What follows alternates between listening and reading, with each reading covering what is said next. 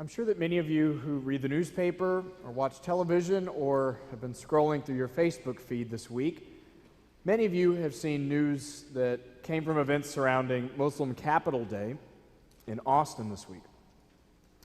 It's a normal thing for faith groups to gather and lobby their elected representatives on behalf of issues of importance to their community, and we will have a UU Legislative Action Day in a couple of weeks. I'll be in Austin with others advocating for our values. But the difference between what will happen when I join with others in a couple of weeks is that I doubt we will be met with hateful, vitriolic protesters and signs like our Muslim neighbors were just a few days ago. They gathered, the majority was mostly children actually. The majority of the participants were young people gathered, Muslim community, with their parents and family members and leaders.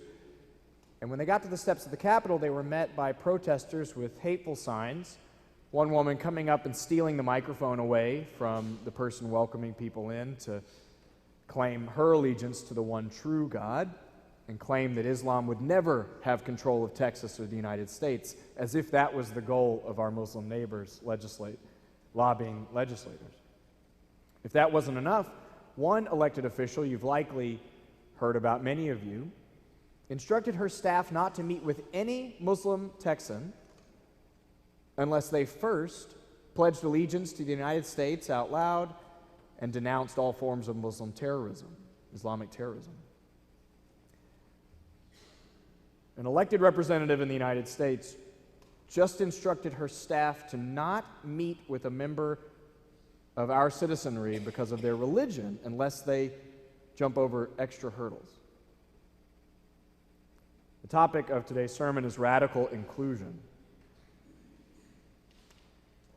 Let's talk inclusion.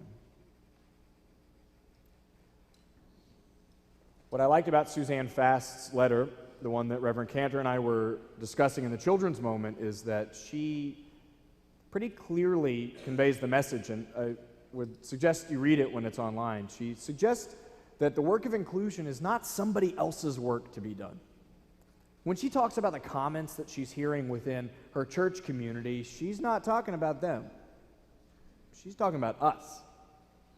The kind of statements that she hears, being a person whose way of moving through the world is different than others, is what she hears on a day-to-day basis being a part of a Unitarian Universalist religious community.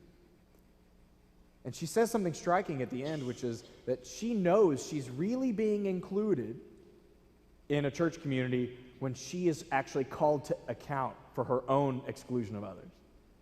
She says, I know that you're actually welcoming me when I am tasked with doing the work of inclusion myself, when you treat me like a real person. And her words were important to me this week because when I read stories like I did in the newspaper and watch videos of the events that happened at the Capitol, my first reaction is to get all self-righteous and think that as a Unitarian Universalist, boy, don't we have a lot to teach the world out there about welcoming, loving community. I get all self-righteous and reactive and wish that those people would just go away so that our group could be more compassionate, welcoming, loving, inclusive, all the things that we've never done without fault, never done with fault. And the reality is that throughout our history, all major issues of us and them, in and out, who is welcome as part of the community in our country and society were issues that Unitarians, Universalists, and U's had to wrestle with within the walls of our own churches. Thank you very much.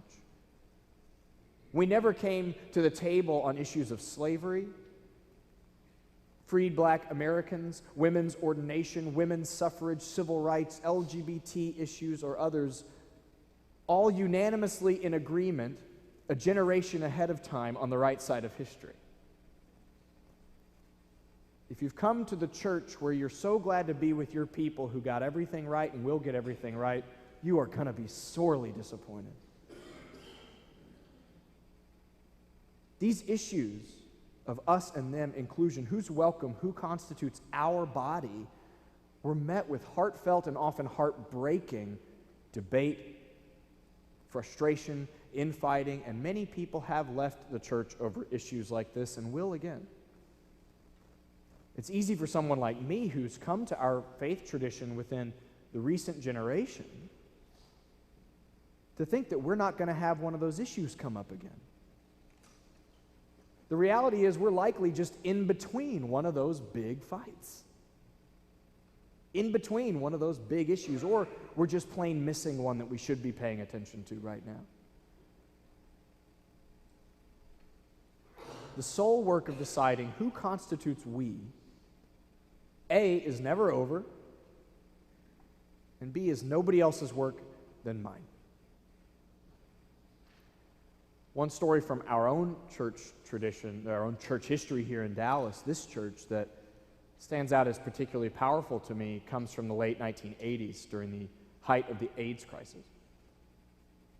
There was a group of members in our church tasked with ministering to individuals living with AIDS and providing advocacy around AIDS issues in the 1980s, and some of them took on the phrase. I have a name tag here that a member of our church gave me almost a year ago. It's been sitting on my desk next to my telephone. During this time, they had name tags printed up and other materials that said, First Unitarian Church of Dallas, our church has AIDS.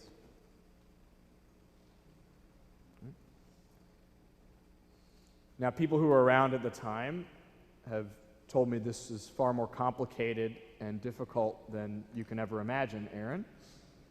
They're right. But what I like about this statement that would be provocative if used in churches right now, let alone 25 years ago at the height of the AIDS crisis with the amount of fear and bigotry and just sheer unknown that was so prevalent. What I like about that statement is there's this shift between ministry to others or welcoming of people to a growing sense of identity where one part of the body is now caring for another part of the body.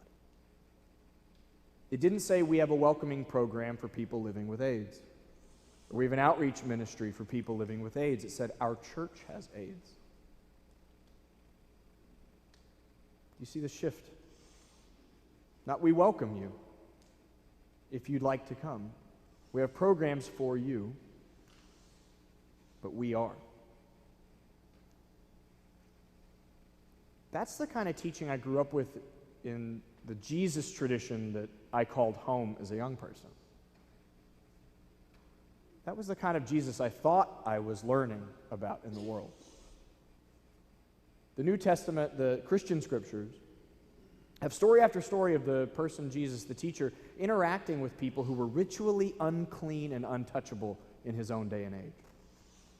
This included tax collectors, prostitutes, people living with leprosy, menstruating women. There's a story about one woman who's been living with a hemorrhage for many years, who touches the hem of his robe, you know that song, as he goes by, and he heals her in that moment.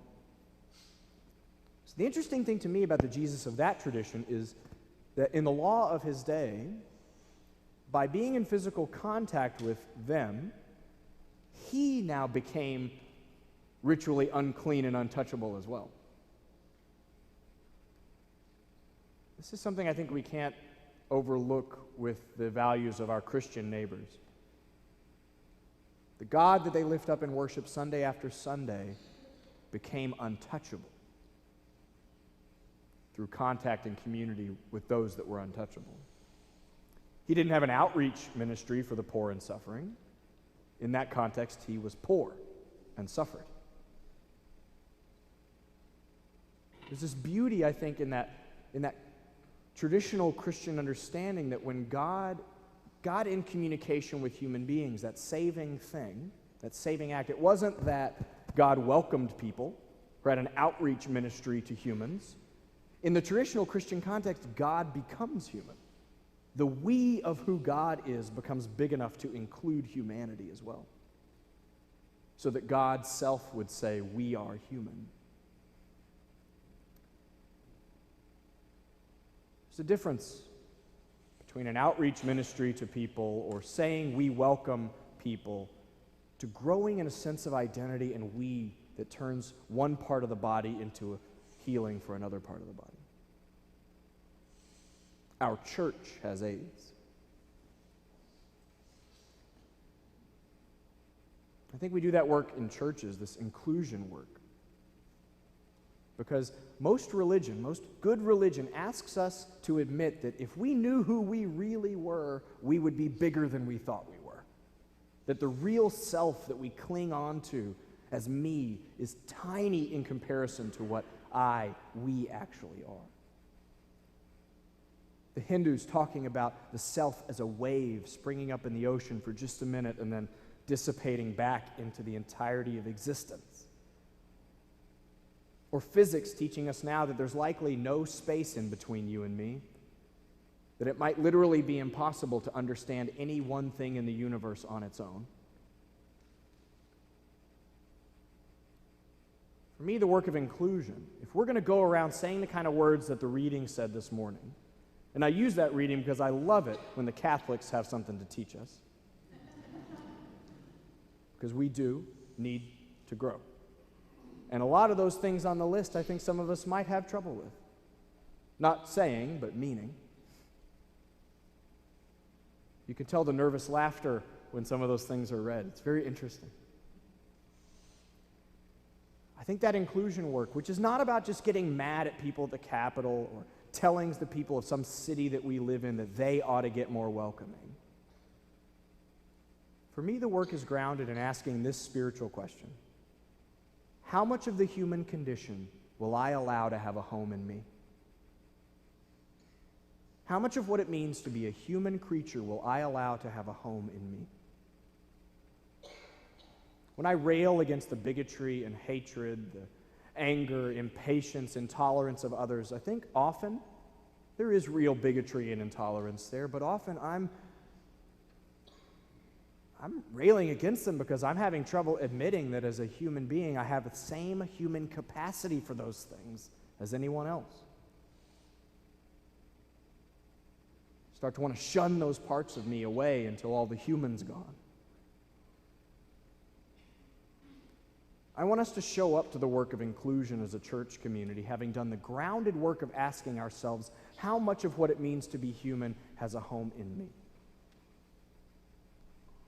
I think we literally do that work by statements like we are, I am, saying them until we start to get uncomfortable, and then knowing that's where the work is. Reverend Cantor mentioned statements like that a few weeks ago in the sermon on Martin Luther King Sunday. The kind of language shift that's happening around the Black Lives Matter movement or the Je suis Charlie statement. I think it's important language. It's not we support the people at this magazine. The statement was we are Charlie. When the Black Lives Matter movement, the statements that Daniel read, I am Trayvon, I am Michael Brown, I am Eric Garner. This is a shift from saying I support someone in this community to my understanding of we is big enough that the body is suffering because another part of the body is suffering. After Eric Garner's death, when he died with the last words that he said being, I can't breathe after being in a chokehold, I saw that clergy who were protesting had come with signs that said, God can't breathe. Now, I know that as a man in my body, a person who walks through the world in my body with my identity, I can't claim the experience of anybody else. I can't co-opt anybody's experience. I don't know what it looks like or means to live as a person with a different history or body or experience. But I do know that there's something subtle that changes in me when I don't go around the world asking the question, who gets to be in my circle or not? Or, aren't I glad that everyone gets to be in my circle? Something changes in me when I start to say, I am, we are, and notice where I start to go, oh, am I? Are we? That's where the work is.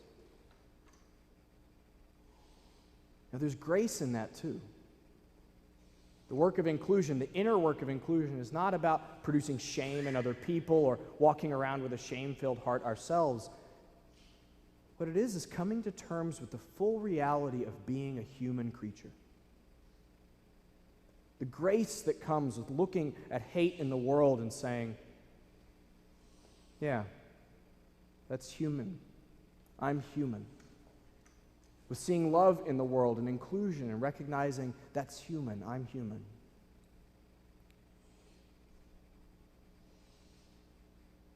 The work of inclusion in the world, who's in and who's out, who has a place at the table, is absolutely as necessary as it's ever been. I read a study 2 weeks ago from a prominent university that said 1 out of every 2 transgender teenagers will attempt suicide in their life. Half. In that kind of world, when we can start to use phrases like we are straight, bisexual, gay, lesbian, transgender, we are, that kind of we identity literally saves a kid's life.